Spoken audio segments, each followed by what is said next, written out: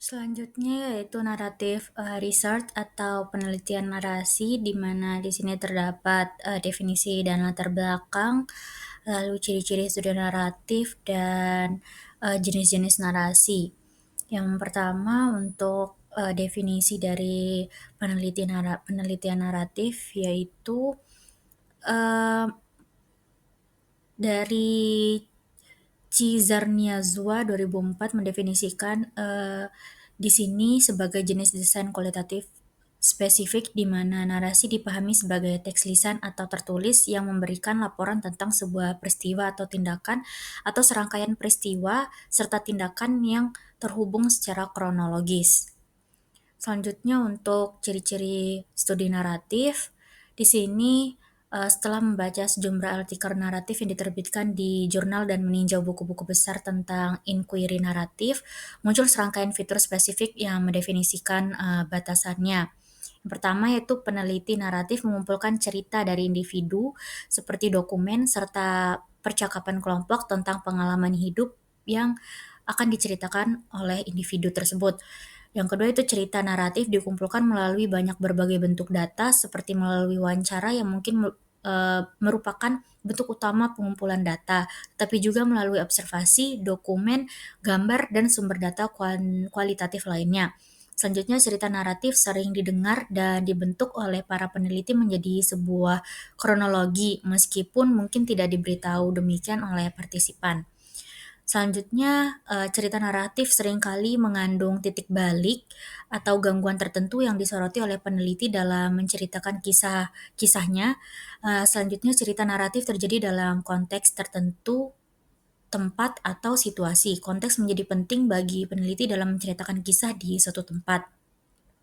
Selanjutnya itu jenis-jenis narasi, terdapat, studi biografi, yang pertama terdapat studi biografi adalah suatu bentuk, studi naratif di mana peneliti menulis dan mencatat pengalaman hidup orang lain.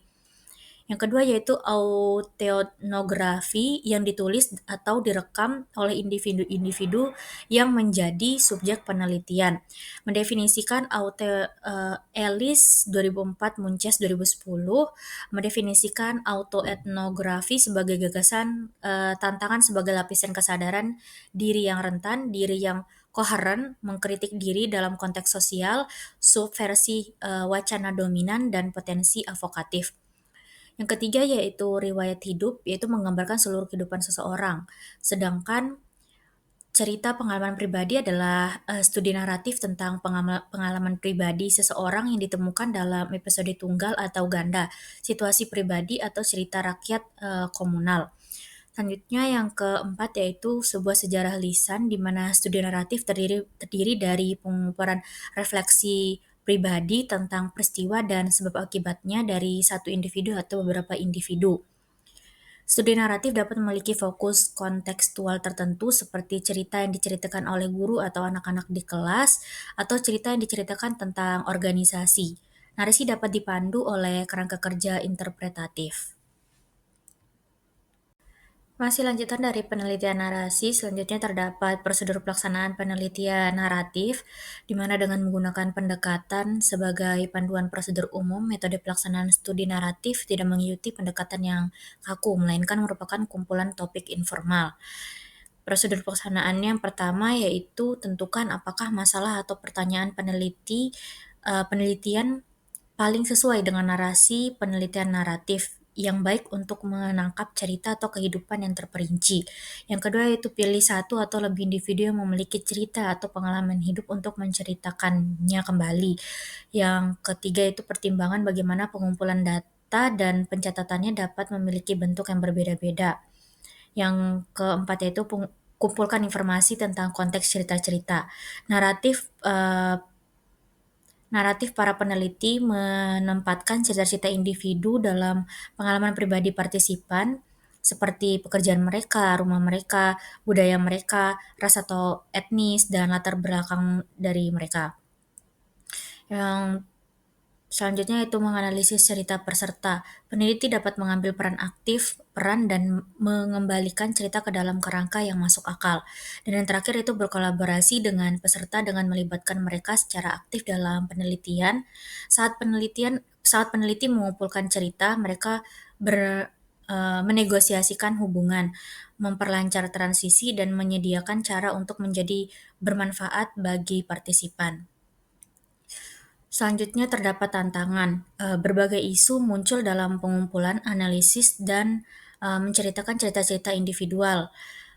Dari Pinegar dan Dainis pada 2007 mengangkat pertanyaan-pertanyaan penting seperti siapa pemilik cerita, siapa yang dapat menceritakannya, siapa yang dapat mengubahnya, versi siapa yang meyakinkan, apa yang terjadi ketika narasi bersaing sebagai sebuah komunitas, apa yang dilakukan cerita-cerita di antara kita. Materi yang selanjutnya ada phenomenological research atau penelitian fenomenologis. Yang pertama ada definisi dan juga latar belakang, di mana fenomenologi ini tuh berfokus pada menggambarkan apa yang dimiliki oleh semua peserta secara umum saat mereka itu mengalami suatu fenomena. Contohnya itu seperti kesedihan yang dialami secara universal. Lalu untuk tujuan dari fenomenologi ini adalah untuk mereduksi pengalaman individu dengan suatu fenomena yang menjadi deskripsi esensi universal. Nah, dalam tujuan ini tuh peneliti kualitatif mengidentifikasikan suatu fenomena. Nah, pengalaman manusia ini atau fenomena ini tuh dapat berupa fenomena seperti insomnia, terus juga ditinggalkan, kemarahan, kesedihan, ataupun menjalani operasi bipes arteri koroner. Peneliti kemudian itu mengumpulkan data dari orang-orang yang telah mengalami fenomena tersebut dan mengembangkan menjadi deskripsi komposit tentang esensi pengalaman bagi mereka, bagi semua individu. Lalu untuk fenomenologi sendiri itu banyak mengambil inspirasi dari tulisan-tulisan matematikawan seperti Jerman Edmund Husserl tahun 1859 sampai 1938 dan juga para pemikir yang mengembangkan pandangannya seperti Heidegger, Sartre, dan Merleau-Ponty, Spiegelberg tahun 1982 dan juga ada fenomena populer dalam ilmu sosial dan juga kesehatan terutama pada sosiologi itu seperti Borgata 1992, Swingwood 1991. Lalu ada psikologi itu seperti Georgi tahun 1985, 2009 dan juga Paul Kingham 1989. Lalu ada keperawatan dan juga ilmu kesehatan itu dari Niswiadomi tahun 1993, terus Euler itu tahun 1986 dan juga ada pendidikan itu ada tes tahun 1998 dan juga Van Manen 1990. Nah, pada peningkatan yang luas ini, Stewart dan juga Mikunas tahun 1990 itu menekankan 4 perspektif filosofi dalam fenomenologi. Yang pertama ada kembali ke tugas-tugas tradisional filsafat, di mana menjelang akhir abad ke-19 ini itu filsafat telah terbatas pada penjelajahan dunia melalui cara-cara empiris yang biasa disebut dengan scientisme, di mana kembalinya tugas-tugas tradisional filsafat ini yang ada sebelum filsafat terpikat oleh ilmu empiris itu merupakan kembalinya konsepsi filsafat Yunani sebagai pencarian kebijaksanaan. Lalu yang kedua ada sebuah filsafat tanpa peranggapan. Nah, pendekatan fenomenologi ini tuh menangguhkan semua penilaian tentang apa yang nyata atau sikap alami hingga penilaian tersebut itu didasarkan pada dasar yang lebih pasti dan penangguhan tersebut itu disebut epoch oleh Husserl. Lalu yang ketiga ada intensionalitas kesadaran. Nah, pada gagasan ini itu menyatakan bahwa kesadaran itu selalu diarahkan pada suatu objek, realitas suatu objek. Begitupun juga yang berkaitan erat dengan kesadaran seseorang terhadap hal tersebut. Dengan demikian, realitas itu menurut Husserl tidak terbagi menjadi subjek ataupun juga objek, melainkan ke dalam hakikat kartesian ganda dan juga subjek dan juga objek sebagaimana keduanya itu muncul dalam suatu kesadaran. Lalu yang keempat itu ada penolakan dikotomi subjek dikotomi subjek objek, di mana seseorang ini menulis tentang fenomenologi yang akan lalai jika tidak menyertakan beberapa diskusi tentang peranggapan filosofis fenomenologi beserta metode dalam bentuk penyelidikan tersebut. Selanjutnya ada ciri-ciri fenomenologikal. Yang kelima ada prosedur pengumpulan data. Pada prosedur itu tuh biasanya dapat melibatkan wawancara individu yang telah mengalami fenomena tersebut. Tetapi hal tersebut itu tidak universal karena terdapat beberapa studi fenomenologikal itu melibatkan beragam sumber data seperti puisi, observasi ataupun dokumen. Lalu yang keenam ada analisis data yang dapat mengikuti prosedur sistematis yang bergerak dari unit analisis yang sempit seperti pernyataan signifikan dan menuju unit yang lebih luas seperti unit makna, dan juga menuju deskripsi terperinci yang merangkum dua elemen apa yang dialami individu ataupun bagaimana mereka mengalaminya.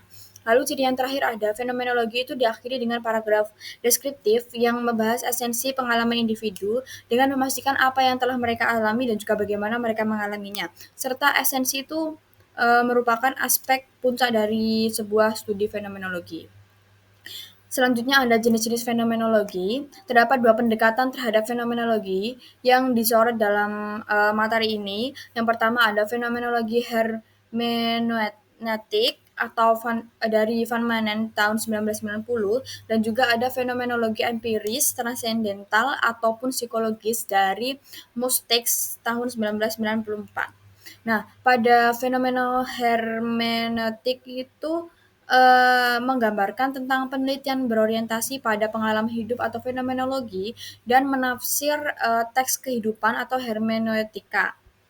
Lalu untuk fenomenologi transendental ataupun psikologis Mons yang diciptakan oleh Monstex 1994 ini, itu kurang berfokus pada interpretasi peneliti, melainkan lebih memperhatikan pada deskripsi pengalaman partisipan.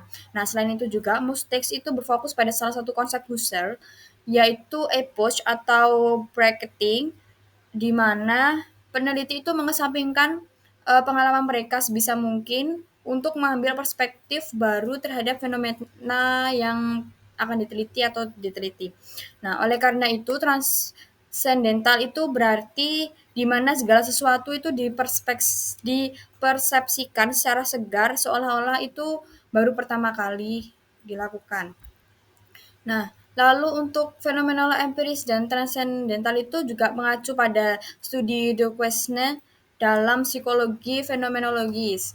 Nah, prosedur tersebut itu diilustrasikan oleh Mustex 1994 yang terdiri dari mengidentifikasi fenomena untuk dipelajari, terus memisahkan pengalaman seseorang dan juga mengumpulkan data dari beberapa orang yang telah mengalami fenomena tersebut. Nah, peneliti itu juga kemudian menganalisis data dengan mereduksi informasi menjadi pernyataan ataupun kutipan yang signifikan dan menggabungkan pernyataan tersebut menjadi sebuah tema. Selanjutnya ada prosedur for conducting phenomenological research atau tata pelaksanaan penelitian fenomenologi.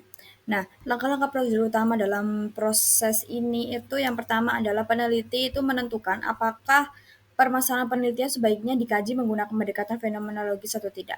Nah, jenis permasalahan yang paling sesuai untuk penelitian ini itu permasalahan yang membutuhkan pemahaman atas pengalaman bersama beberapa individu terhadap suatu fenomena.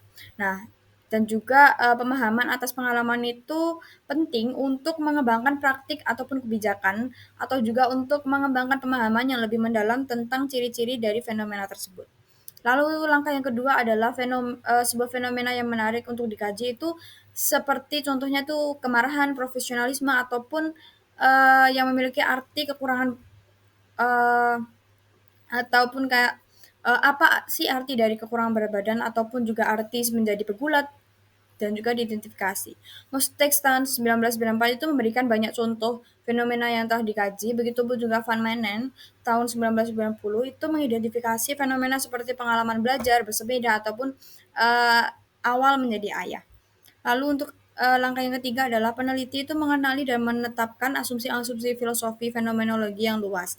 Contohnya seperti seseorang itu dapat menulis tentang kombinasi realitas objektif dan juga pengalaman individu. Pengalaman-pengalaman hidup tersebut itu selanjutnya bersifat sadar dan diarahkan kepada suatu objek untuk menggambarkan secara lengkap bagaimana partisipan itu memandang fenomena tersebut.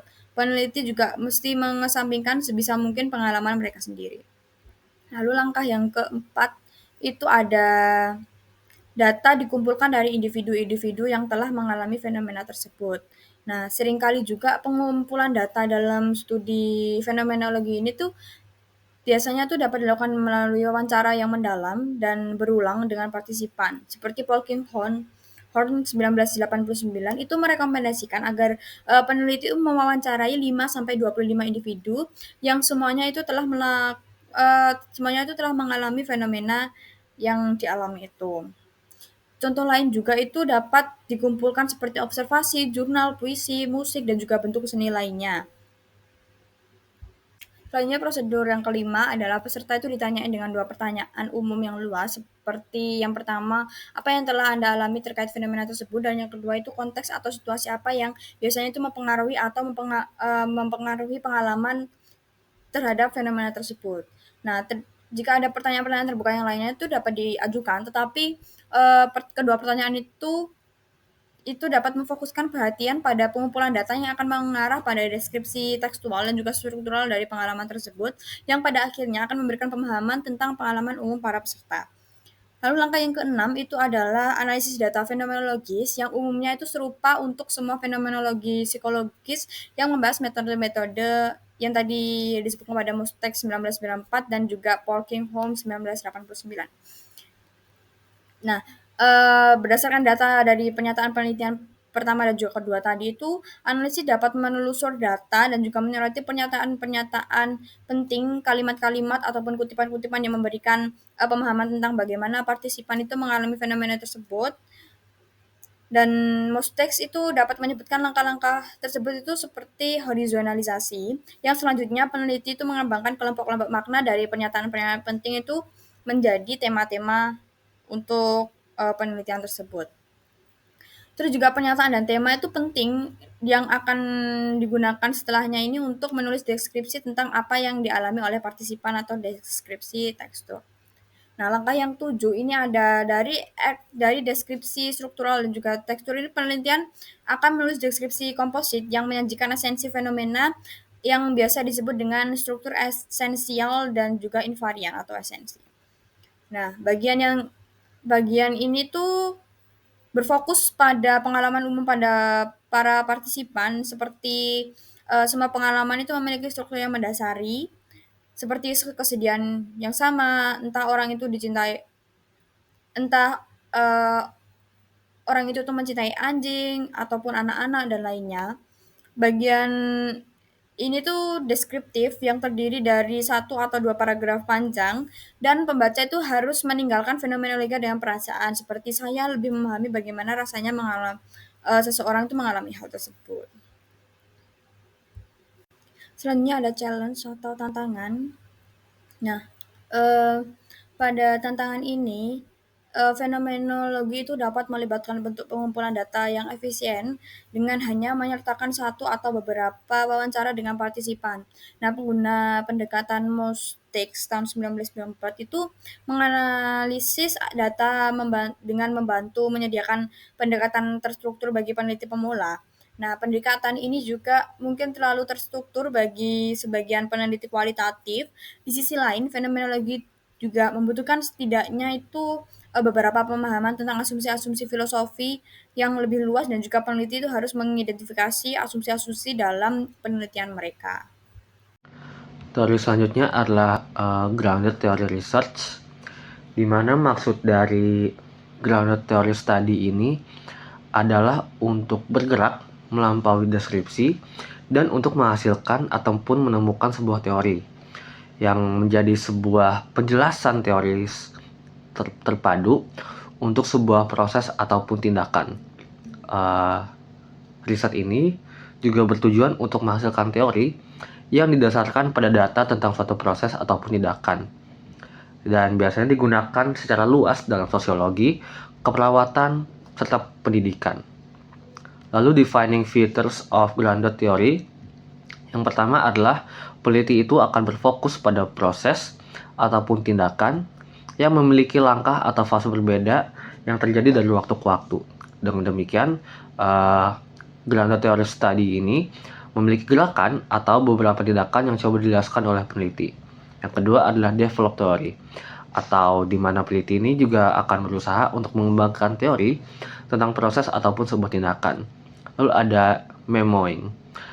Memoing ini menjadi bagian dari pengembangan teori saat peneliti menuliskan gagasan saat data dikumpulkan dan juga dianalisis.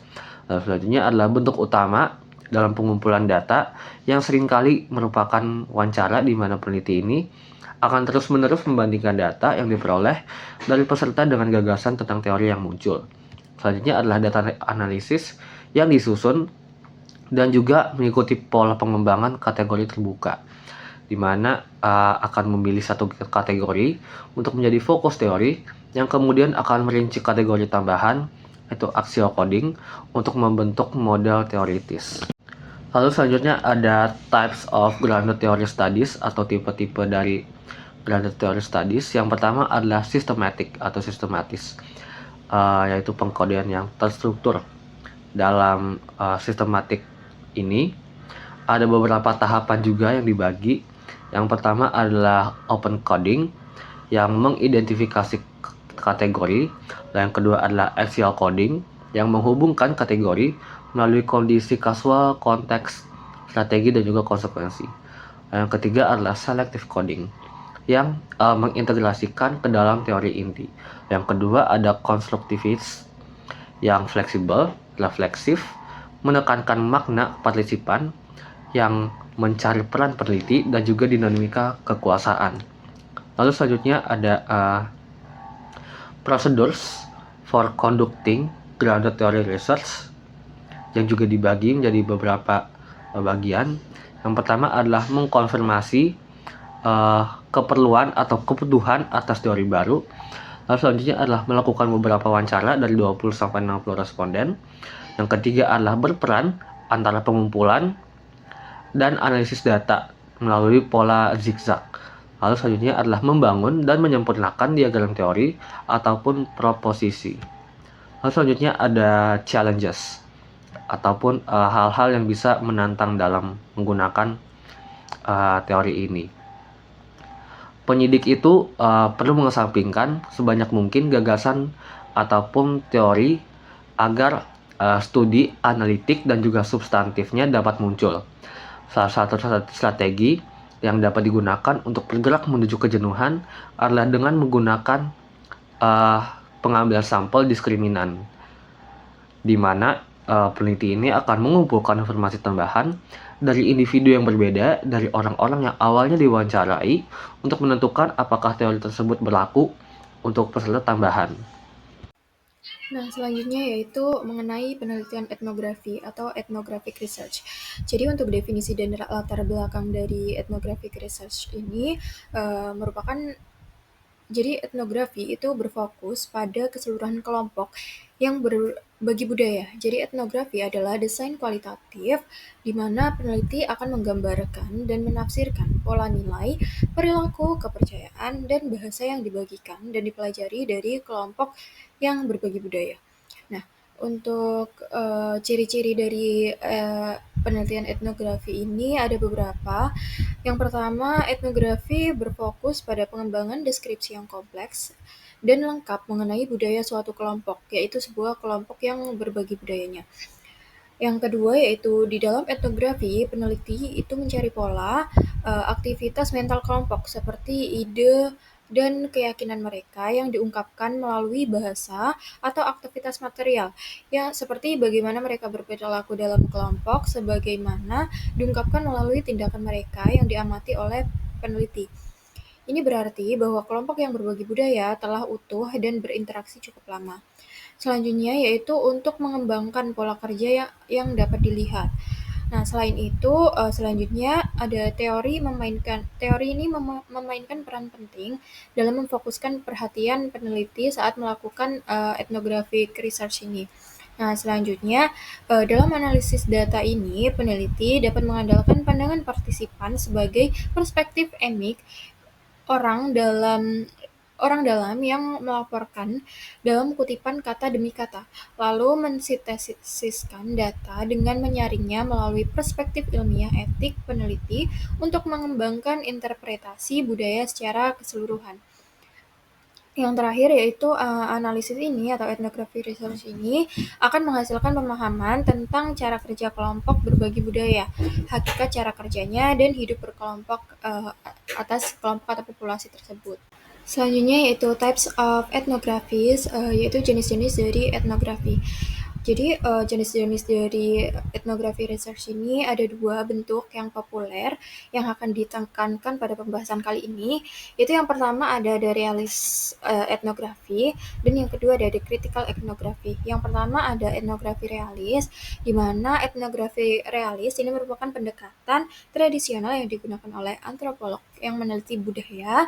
Nah, yang kedua yaitu ada the critical etnografi merupakan salah satu jenis penelitian etnografi di mana para penelitinya itu mengadvokasi emansipasi eh, kelompok yang terpinggirkan atau kelompok tertentu dalam masyarakat. Jadi simpelnya itu kelompok yang mungkin minoritas dari suatu masyarakat.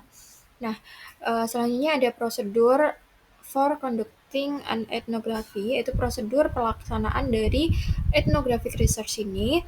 Yang pertama, kita harus menentukan apakah etnografi merupakan desain yang paling tepat digunakan untuk mempelajari masalah penelitian ini.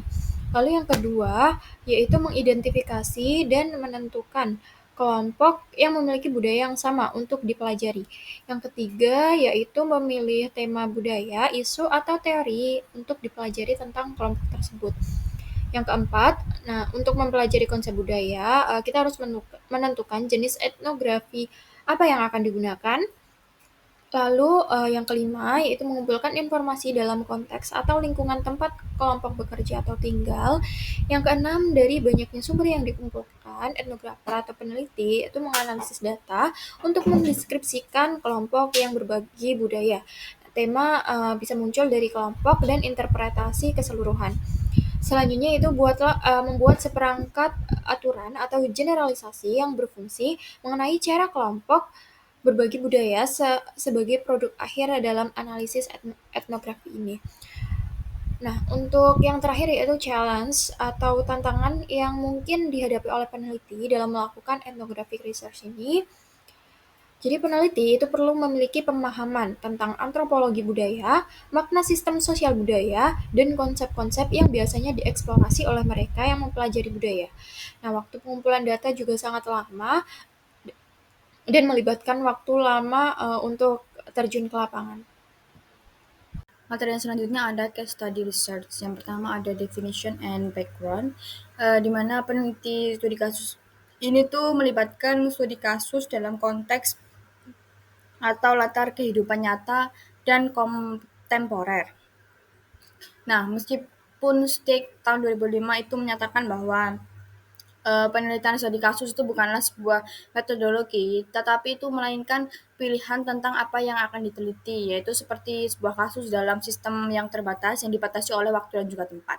Yang lain itu menyajikannya sebagai strategi penyelidikan, metodologi, ataupun strategi penelitian komprehensif. Lalu untuk penelitian studi kasus ini merupakan pendekatan kualitatif di mana peneliti itu mengeksplorasi sistem terbatas kontemporer dan juga atau beberapa sistem terbatas dalam kehidupan nyata dari waktu ke waktu melalui pengumpulan data yang detail dan juga mendalam yang melibatkan berbagai sumber informasi seperti observasi, wawancara, materi audio visual serta dokumen dan juga laporan. Dan juga melaporkan deskripsi kasus ataupun tema kasus. Selanjutnya ada defining features of case studies atau fitur-fitur yang menentukan studi kasus. Terdapat tinjauan terhadap banyak studi kasus kualitatif yang dilaporkan dalam literatur itu menghasilkan beberapa karakteristik yang menentukan. Sebagian besarnya yang pertama itu penelitian studi kasus itu dimulai dengan identifikasi kasus tertentu. Nah, kasus ini tuh dapat berupa entitas konkret seperti individu, kelompok kecil, organisasi, atau kemitraan. Nah, pada tingkat yang lebih rendah itu kasus ini dapat berubah menjadi komunitas, hubungan proses pengambilan keputusan, ataupun proyek tertentu. Lalu yang kedua itu adalah tujuan dari studi kasus itu penting. Nah, studi kasus kualitatif itu dapat disusun untuk menggambarkan kasus yang unik, kasus yang memiliki minat yang tidak biasa dan juga perlu dideskripsikan serta diperinci. Lalu yang ketiga adalah ciri khas dari studi kasus kualitatif itu menyajikan pemahaman mendalam tentang kasus tersebut.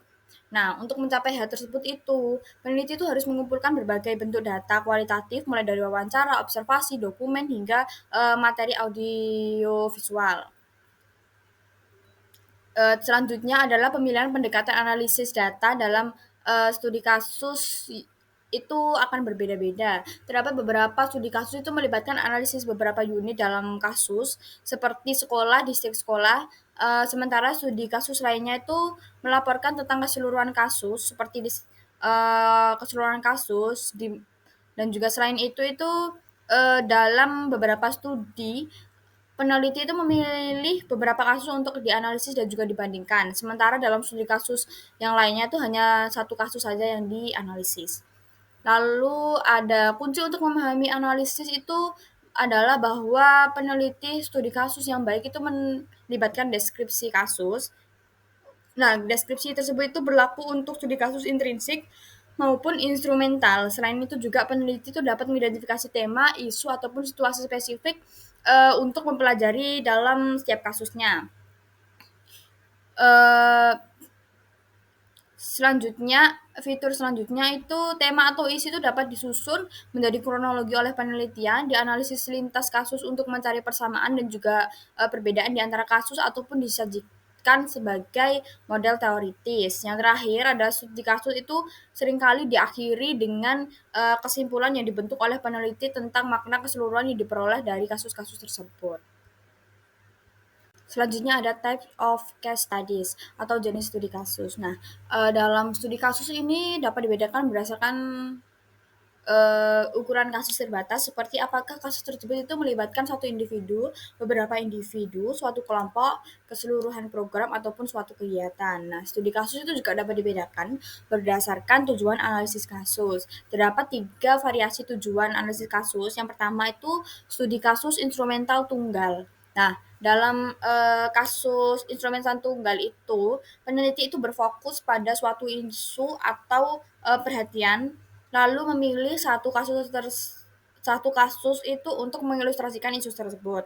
Lalu untuk variasi tujuan yang kedua itu ada studi kasus kolektif atau jamak, di mana studi kasus kolektif ini itu satu isu atau perhatian itu dipilih kembali, tetapi peneliti itu memilih beberapa studi kasus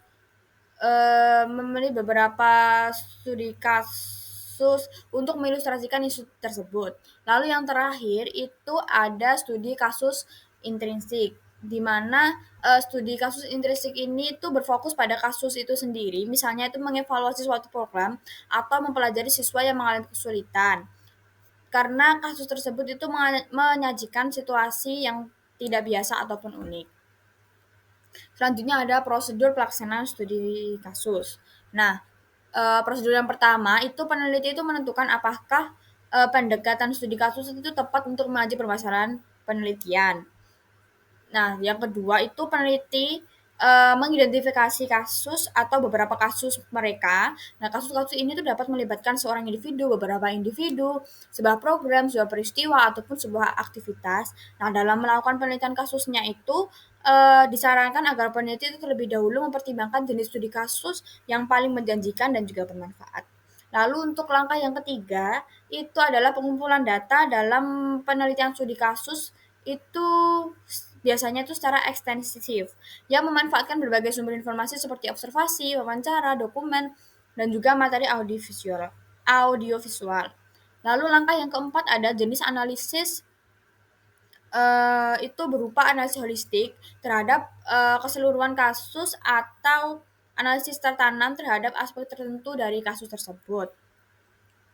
Lalu langkah yang terakhir ini adalah fase interpretatif akhir, di mana peneliti itu melaporkan makna kasus tersebut, baik makna tersebut itu berasal dari pembelajaran tentang isu kasus atau kasus instrumental maupun pembelajaran tentang situasi yang tidak biasa atau kasus intrinsik. Lalu yang terakhir ada tantangan atau challenge. Nah, untuk tantangan ini sendiri, itu tantangannya dari case study research ini, eee, salah satu tantangan yang melekat dalam pengembangan studi kasus kualitatif ini adalah, peneliti itu harus mengidentifikasi kasusnya. Kasus yang dipilih itu dapat bersifat luas cakupannya seperti organisasi pramuka ataupun yang lainnya, dan sempit, lingkup yang sempit itu contohnya seperti, proses pengambilan keputusan di perguruan tinggi tertentu. Lalu the five approach compared. Nah, 5 pendekatan yang dibandingkan. Nah, dalam 5 pendekatan ini tuh terdapat kesamaan dalam proses penelitian umum yang dimulai dengan masalah penelitian dan berlanjut ke pertanyaan penelitian, data, analisis data, dan juga laporan penelitian. Nah, kelima pendekatan ini tuh menggunakan proses pengumpulan data yang serupa termasuk, dalam berbagai tingkatan, wawancara, observasi, dokumen, dan juga materi audio visual.